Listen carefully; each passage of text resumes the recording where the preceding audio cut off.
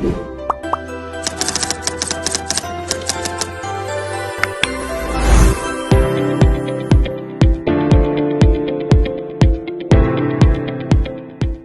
warahmatullahi wabarakatuh. Shalom, Om Swastiastu, Namo Buddhaya, salam kebajikan. Halo semuanya, di sini kami ingin melakukan yaitu video pembelajaran mata kuliah Ekonomi Produksi Agribisnis dengan saya di sini Sylvienta Madana Sibuan dan saya di sini bernama Feni Mauli Apriyani Nadabdab.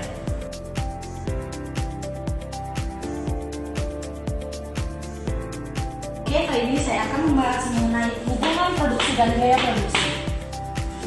Kalian ada tahu nggak apa itu produksi? Oke, produksi itu adalah proses mengubah input menjadi output untuk menghasilkan barang atau jasa. Biaya produksi itu adalah anggaran yang dikeluarkan untuk menghasilkan barang dan jasa. Jadi, hubungan produksi dan biaya produksi berkaitan dengan minimisasi dengan dua input. Minimisasi itu usaha produsen memperoleh tingkat output tertentu dengan biaya serendah mungkin menggunakan dua kombinasi. Oke, selanjutnya kita akan membahas minimisasi dengan dua input.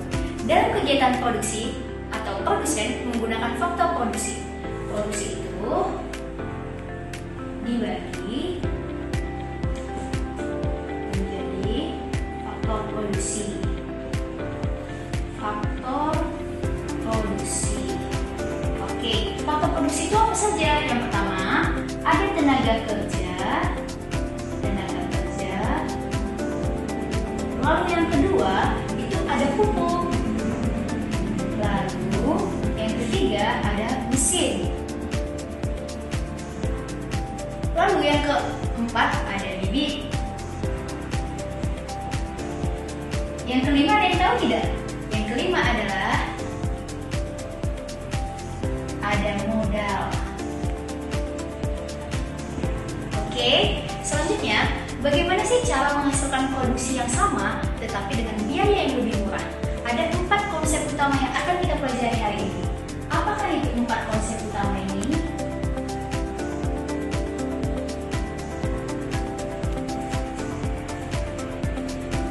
Empat konsep utama yang pertama adalah isokos.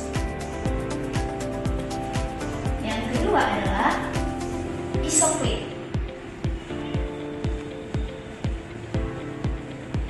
Yang ketiga adalah jalur ekspansi.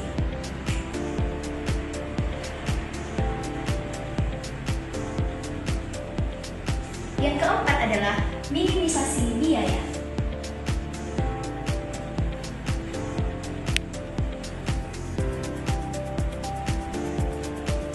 Oke, yang hari ini kita perlu pelajari yaitu 4 konsep utama ini.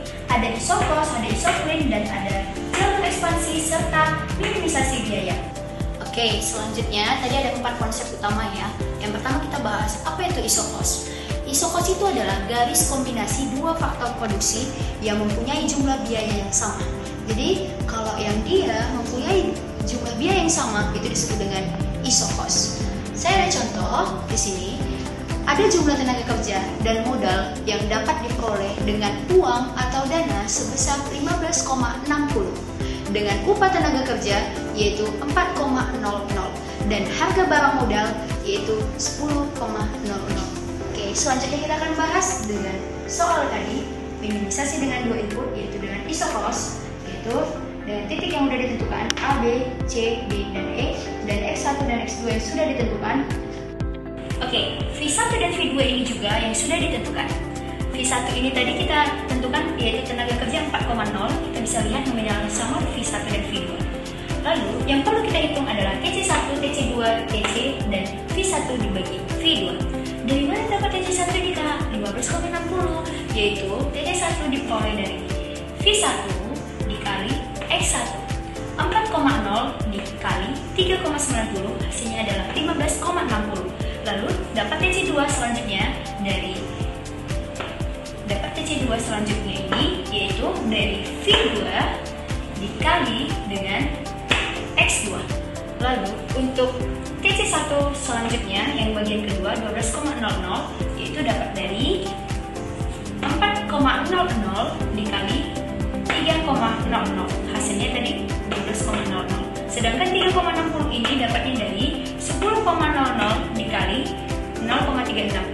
selanjutnya.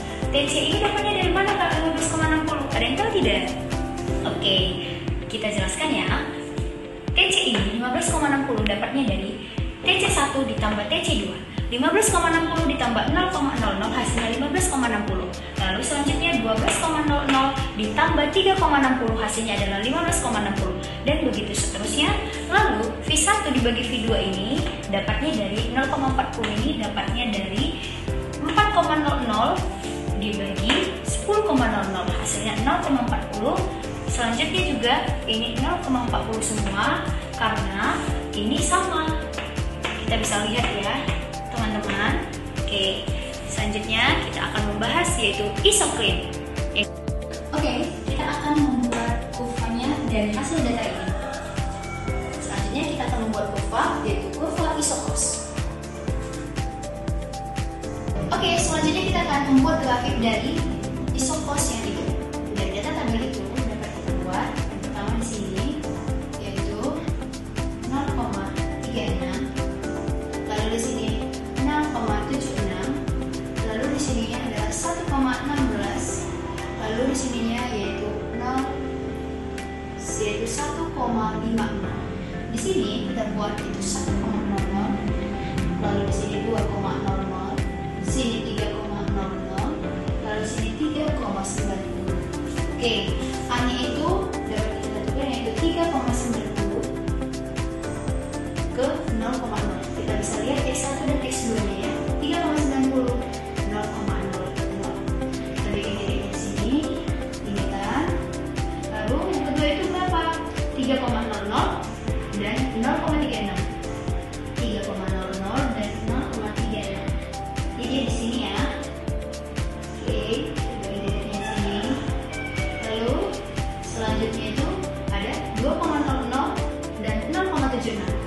2,00 dan 0,76 itu di sini. Dari titiknya baru selanjutnya itu 1,00 dan 1,16. 1,16. Lalu kita buat titiknya di sini. Dan yang terakhir adalah 0,00 dan 1,56. 0,00 dan 1,56 di sini titiknya. Kita bisa dapat dari sini itu supaya agak miring karena tidak pakai penggaris kitanya ya. Oke, bisa dapat kita buat ini.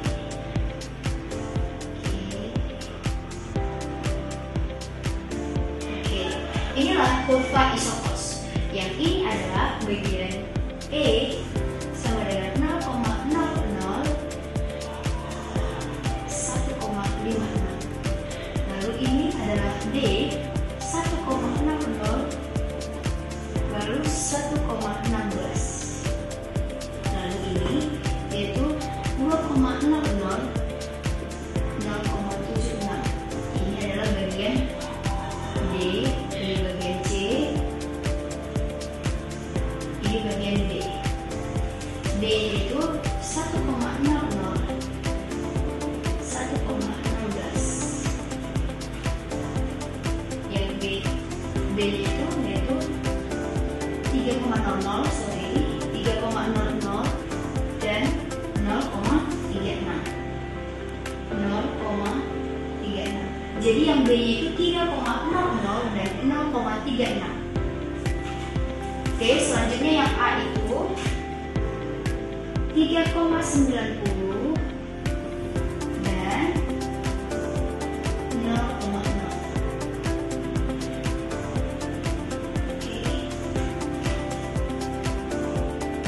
Inilah hasil kurva dari isokos. Oke, selanjutnya ada dua faktor isokos. Yang pertama adalah perubahan jumlah dana. Perubahan jumlah dana itu adalah isokos itu bergeser yang dari ke kanan atau kiri tetapi tetap sama seperti V1 dan V2 ini. Kita bisa lihat dia tetap sama ya, 4,00, 10,00, 4,00, 10,00. Lalu faktor yang kedua yaitu dengan adanya perubahan yang bergeser juga tetapi dia tidak sama. Apakah itu perubahan yang tidak bergeser? Ya, apakah itu perubahan yang bergeser tetapi tidak sama itu tadi? Yaitu itu contohnya di V1 dibagi V2. Dia menghasilkan perubahan yang berbeda kan teman-teman? Kalau V1 dan V2 ini tetap, V1 dibagi V2 ini berubah. Kita bisa lihat dari V1 V2 ini 4,00 10,00 berubah menjadi V1 dibagi V2 0,40. Jadi ada dua, perubahan jumlah dana, perubahan jumlah harga X1 dan X2, yaitu kita bisa lihat tadi dengan perubahan dari V1 V2 menjadi V1 dibagi V2.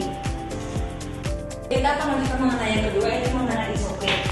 Ada yang tahu nggak apa itu isopren? Isopren itu adalah garis yang menghubungkan titik yang dimiliki nilai MRS yang sama dalam satu peta isokon. Terdapat banyak garis isopren. Dan ketiga itu mengenai jalur ekspansi.